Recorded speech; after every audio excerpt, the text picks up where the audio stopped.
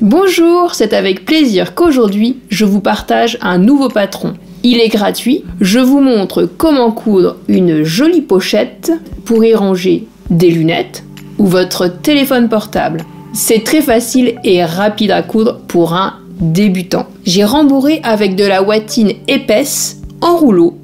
Pour celle-ci, elle est très épaisse. Et pour les autres, que j'avais déjà réalisées auparavant, j'ai utilisé de la ouatine d'épaisseur moyenne. À vous de choisir ce qui vous convient le mieux. D'ailleurs, j'ai mis 2 petits liens pour fermer la pochette facilement. C'est pratique aussi pour la tenir ou l'accrocher chez vous pour le ranger et la retrouver facilement.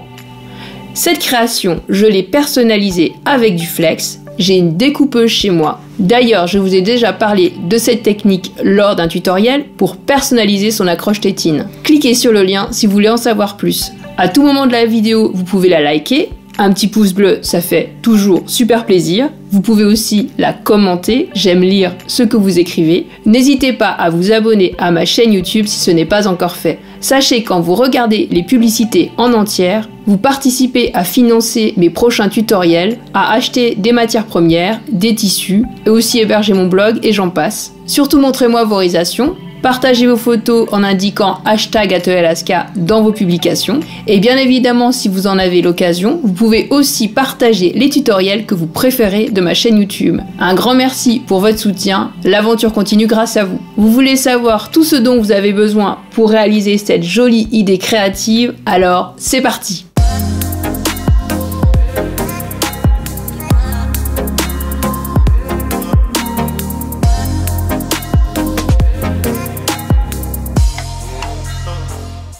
Pour réaliser cette jolie pochette, il vous faut le patronage, du tissu coton motif, de la doublure en coton, de la ouatine en rouleau, du ruban satiné polyester large de 5 mm, du fil, un feutre textile lavable, des ciseaux de couture, un coupe-fil, des ciseaux de broderie et enfin le mètre ruban.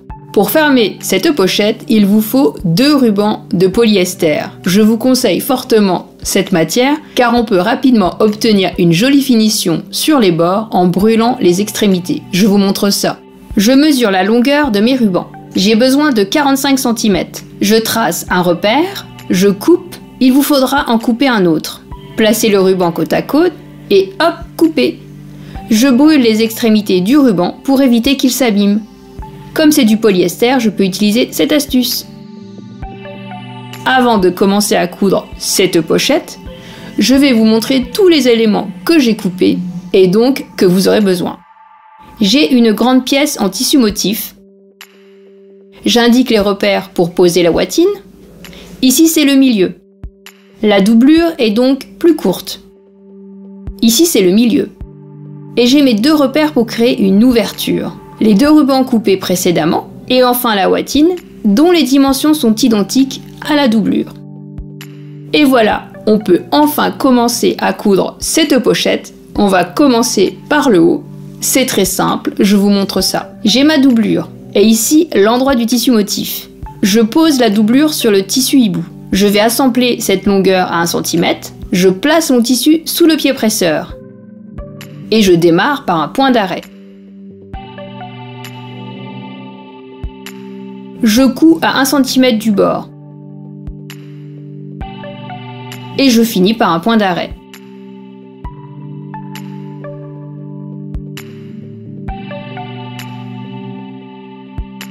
Je coupe les fils qui dépassent. Je continue, je déplace ma doublure sur l'autre longueur. Je vais assembler à 1 cm du bord. Je n'oublie pas le point d'arrêt en début de couture. Cet assemblage est rapide. Je finis toujours par un point d'arrêt.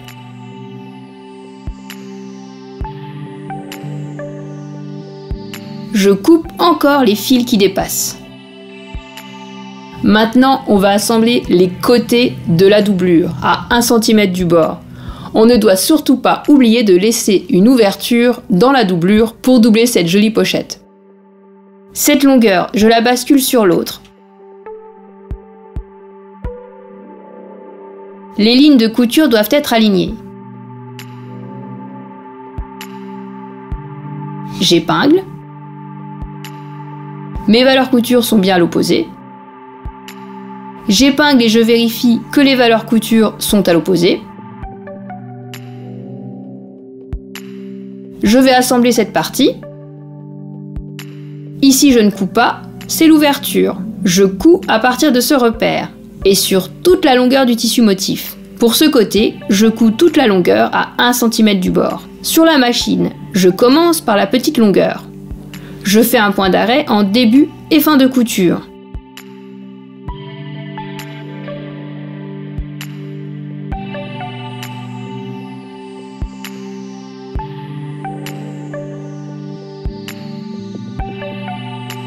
Ici, c'est l'ouverture. Je démarre la couture au niveau de ce repère, puis je vais continuer à assembler. On n'oublie pas le point d'arrêt en début de couture. On assemble à 1 cm du bord. Je vérifie que mes assemblages sont toujours alignés. Je continue de coudre tout le long à 1 cm du bord. À la fin, je finis par un point d'arrêt.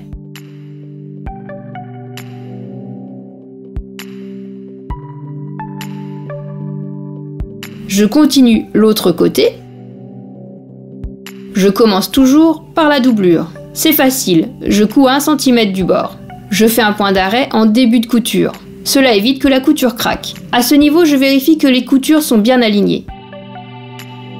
Je mets mon pouce dans le tissu motif et je tire vers moi légèrement. Je tiens le tissu et je finis d'assembler cette longueur.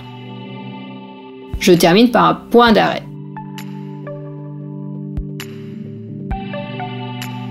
Je coupe les fils qui dépassent. C'est propre, cette petite étape est importante.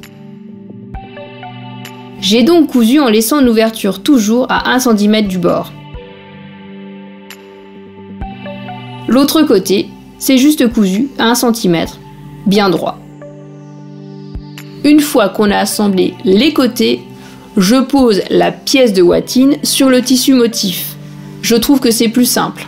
Pensez bien à indiquer les repères, car la watine ne doit pas se retrouver sur le tunnel, sinon elle nous gênera pour passer les petits rubans. J'ai 2 repères. Je pose la watine dessus. Je l'épingle.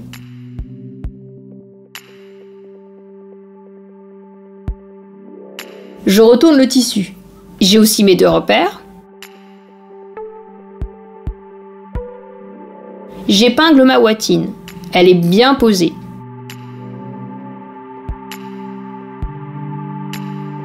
Je retire les épingles derrière. Je vérifie que mon épingle a pris les 2 épaisseurs de watine. Je vais coudre cette longueur et bien évidemment l'autre côté. Je pose la matière sous le pied presseur. Je vérifie que j'ai mes épaisseurs bien alignées contre le bord du tissu. Je pique à 5 mm du bord avec un point large. Je fais un point d'arrêt.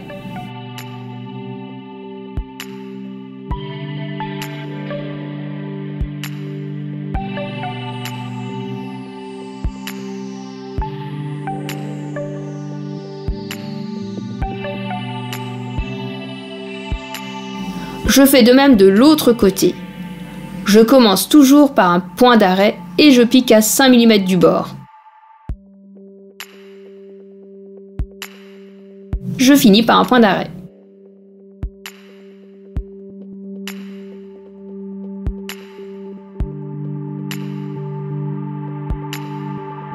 Cette étape est facile, mais il faut être minutieux. En fait, on va retourner l'endroit du tissu en passant l'endroit des tissus par l'ouverture qu'on a laissée. Ici, c'est l'ouverture. Je fais ressortir l'endroit du tissu par l'ouverture. Je retourne l'ouvrage délicatement, sans tirer sur les matières. Je mets de la baguette chinoise pour pousser les tissus.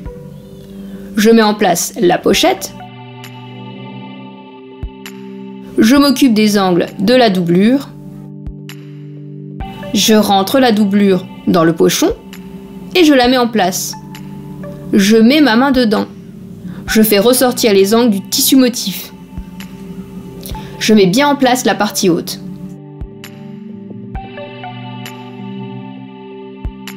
On a presque fini. On doit créer le tunnel en réalisant 2 surpiqûres. Cela va nous permettre de passer les 2 rubans. L'endroit de ma pochette est parfait. On retrouve à l'intérieur un peu de tissu motif. Je vais surpiquer à 1 cm du haut de la pochette, puis une autre surpiqûre à 1 cm de la première. Je pose ma pochette sur le pied presseur, je couds sur l'envers de la pochette. Je pique à 1 cm du bord du tissu. Je déplace la matière et je la fais rouler, dès que le pied presseur touche le bord de la pochette. Ainsi, je peux surpiquer facilement, même si c'est étroit. Je fais une reprise de couture en cousant bien sur la couture. Je coupe les fils qui dépassent.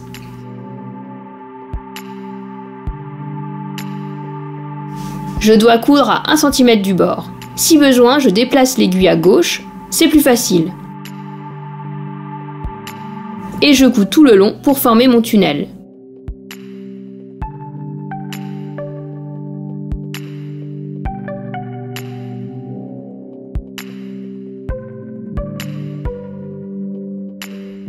Je coupe les derniers fils qui dépassent. Pour passer nos 2 rubans, on a besoin de faire 4 petits trous. Je dirais que c'est l'étape où il faut être très délicat, lent dans ses gestes pour ne pas trouer la doublure. Je vous conseille même de tester sur une chute pour sentir les matières, les tissus. On ne doit trouver que le tissu supérieur, pas la doublure. Je vais trouver uniquement le tissu motif, à 5 mm de cette ligne. J'utilise le bout pointu des ciseaux de broderie. Je vais inciser délicatement. Il faut sentir qu'on trouve qu'un seul tissu. Avant de continuer plus, je vérifie que je n'ai pas troué l'envers. Je troue en mettant la lame bien à plat. J'agrandis le trou en largeur progressivement. Je continue sur l'autre côté. J'utilise la pointe. Je sens qu'elle accroche au tissu motif. Puis, progressivement, j'élargis le trou en largeur.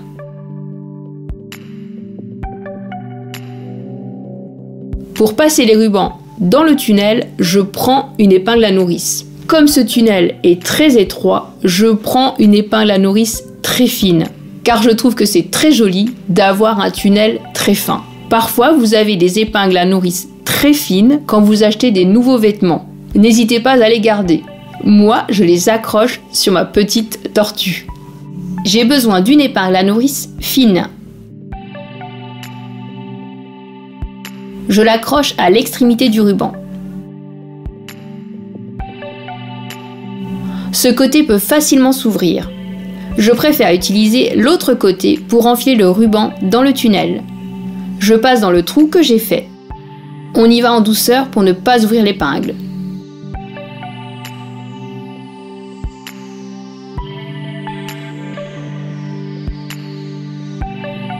Je ressors le ruban. Puis je le fais passer dans le trou suivant. Je fais glisser l'épingle dans le tunnel.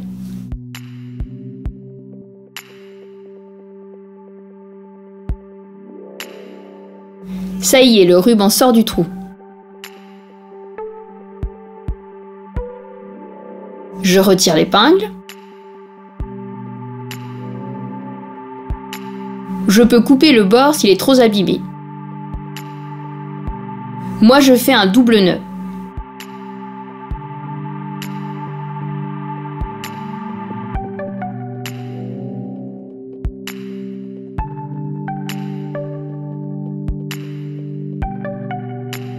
Je prends l'autre ruban, je fixe l'épingle à nourrice. Je passe dans le trou opposé. Je fais glisser au-dessus du ruban précédent.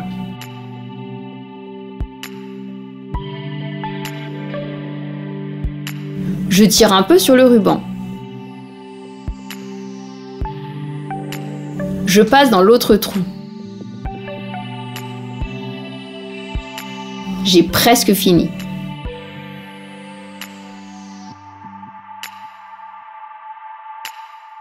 Et voilà, le ruban est sorti. Je retire l'épingle à nourrice et je coupe le bout abîmé.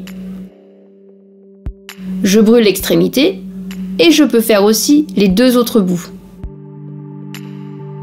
Je forme mon double nœud.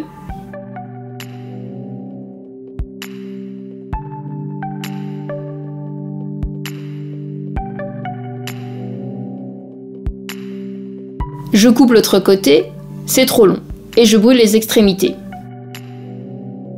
Pour fermer cette pochette, il ne faut pas oublier de fermer l'ouverture qu'on a laissée dans la doublure. Vous pouvez soit utiliser une surpiqûre à 1 mm du bord, ou bien un point invisible. J'ai mon ouverture dans la doublure. Ici, ce sont les bords de mes tissus. Je les plaque bien l'un contre l'autre, et j'épingle. Je peux coudre à 1 mm du bord en n'oubliant pas les points d'arrêt. J'ai pris mon aiguille pour faire le point invisible. Je fais un double nœud.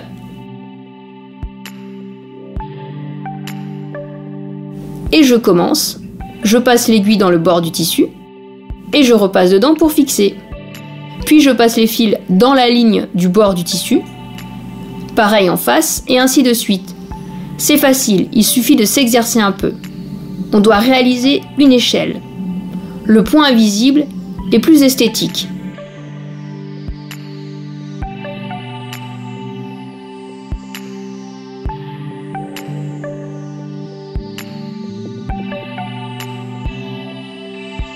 Pour finir, je fais un double nœud.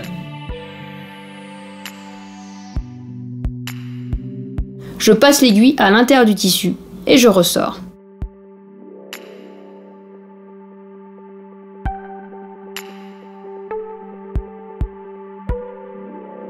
Ici, c'est la surpiqûre nervure.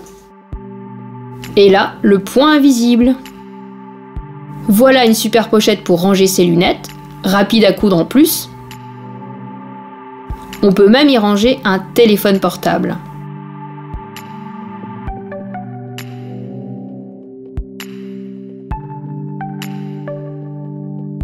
Ma petite pochette à lunettes est cousue, c'est simple et rapide, vous allez pouvoir en coudre plein. D'ailleurs, vous pouvez même ranger vos téléphones portables, pourquoi pas aussi vos câbles, des bijoux et j'en passe. D'ailleurs, pour les pochettes en bijoux, généralement, on utilise un tissu organza. Vous savez, c'est le tissu transparent, un peu comme du tulle, mais beaucoup plus soyeux. Moi, je me suis amusée à faire des mini pochons pour faire un super sapin de Noël.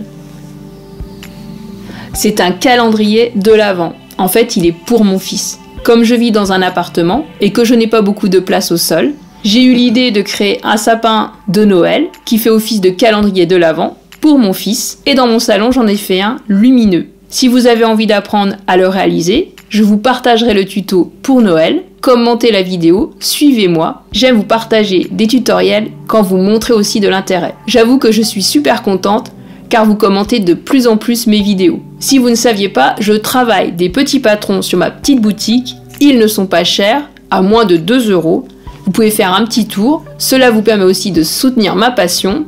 Je vous mets des tutos en images. Cliquez sur le lien si vous en avez envie. Le lien se retrouvera aussi dans la description sous la vidéo et je l'ai aussi épinglé dans le commentaire. Si la vidéo vous a plu, c'est le moment de la liker. Vous pouvez aussi la commenter, ça me fait plaisir de vous lire. Maintenant, si vous avez envie de revoir un passage de ce tutoriel, vous en avez la possibilité, c'est sur la vidéo, il vous suffit de cliquer, je vous ai paramétré ça. Comme je vous l'ai dit en début de tutoriel et tout à l'heure, si vous souhaitez soutenir ma passion, vous pouvez regarder les vidéos en entière. Vous pouvez suivre mon actualité sur Facebook ou Instagram. Pour cela, il vous suffit de cliquer sur la barre de recherche et saisir Atelier Alaska. J'ai aussi créé un groupe de couture où on partage nos créations, on se motive entre nous. Tous les liens sont indiqués dans la description, donc n'hésitez pas à faire un tour. Je vous remercie d'avoir regardé l'intégralité de la vidéo et je vous dis à très bientôt.